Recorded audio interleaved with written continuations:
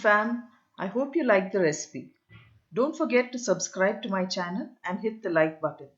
See you soon with another recipe. Thanks for watching.